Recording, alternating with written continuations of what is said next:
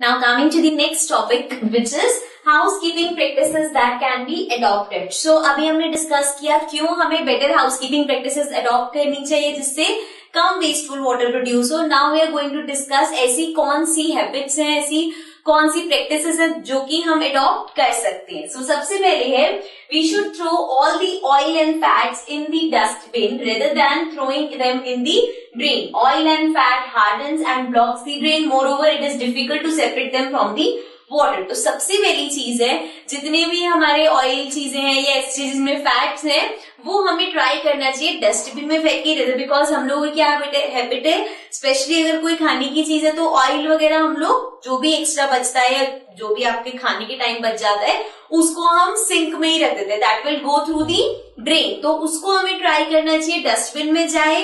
Because जो oil और fat है वो ड्रेन को हार्डन कर देता है, ब्लॉक कर देता है. ठीक है.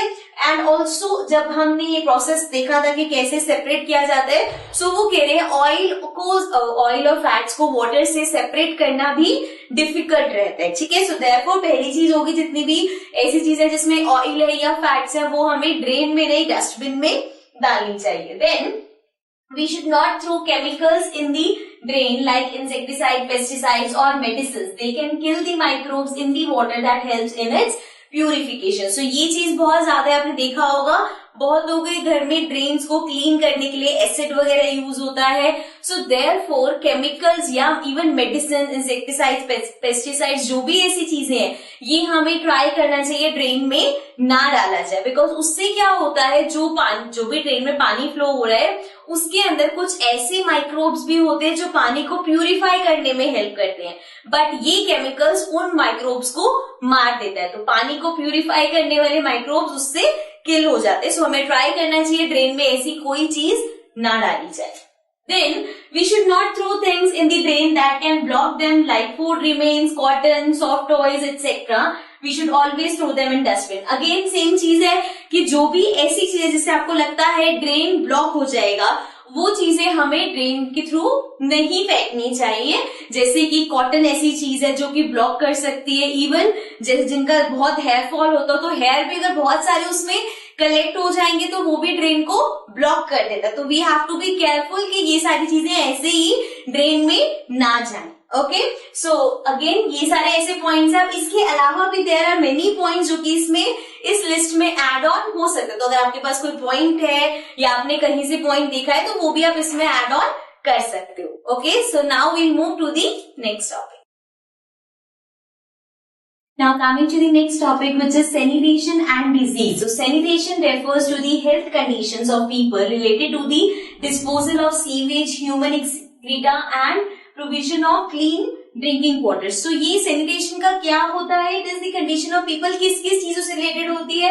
डिस्पोजेबल ऑफ सीवेज जो कि हम इस पूरे चैप्टर में पढ़ते हुए आ रहे हैं, सीवेज से रिलेटेड, या ह्यूमन एक्सक्रीटा जो हमारा ह्यूमन वेस्ट होता है, and provision of clean drinking water. So ये सब चीजें जब इंक्लूड होती हैं सो ये सब किस में आता है? इससे रिलेटेड जो कंडीशन होती है they come under sanitation. Okay. Poor sanitation and polluted drinking water can lead to many diseases. Now this is been repeated many times कि अगर sanitation अच्छा नहीं होगा, आपकी ये सब चीजें सही नहीं होंगी तो क्या होगा? बहुत सारी diseases उससे हो सकती हैं. Hence, a sanitation system aims to provide a clean environment for us so that we can stay away from diseases. So, sanitation system होता है जो कि cleanliness का ज्यादा ध्यान रखता है. So, it provides a clean environment. अपने environment को cleanliness provide करता है so that हम लोग diseases से दूर रह सके. Basically, sanitation system कोई ऐसा हाई-फाई बिल्डअप सिस्टम नहीं है. इट इज जस्ट कि हम जैसे कुछ मेजर्स ले रहे हैं क्लीननेस के लिए या गवर्नमेंट कुछ मेजर्स ले रही है क्लीननेस के लिए, that is what sanitation system is. ठीक है. बेसिकली अपने एनवायरमेंट को क्लीन रखना.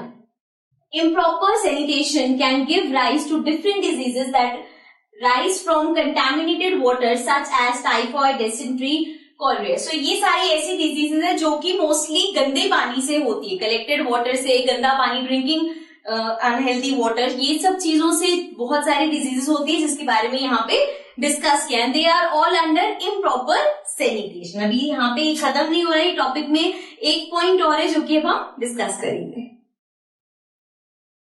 So the last point in sanitation and diseases, human excreta is a health hazard and can lead to soil and water pollution. So जो human excreta होता है means जो human waste होता है that is a health hazard and वो soil और water pollution cause कर सकता है. It can pollute the surface water and ground water. वो सरफेस वाटर को भी पॉल्यूट कर सकता है और ग्राउंड वाटर को भी पॉल्यूट कर सकता है. Hence people should never defecate in open area. So अब तो ऐसा नहीं होता, अभी भी कुछ रूरल एरियाज में ऐसा होता होगा, बट पहले जब हमारे घरों में टॉयलेट्स वॉशरूम्स वगैरह नहीं होते थे तो सब लोग फ्रेश होने के लिए ओपन एरियाज में जाते थे. That is very harmful. तो इसीलिए यहाँ पे लिखा है people should never defecate in open area. So open areas में हमें मतलब फ्रेश होने नहीं जाना चाहिए, वॉशरूम्स एंड टॉयलेट्स ही यूज करने चाहिए. Okay, so this was about sanitation and disease. Now we move to our next topic.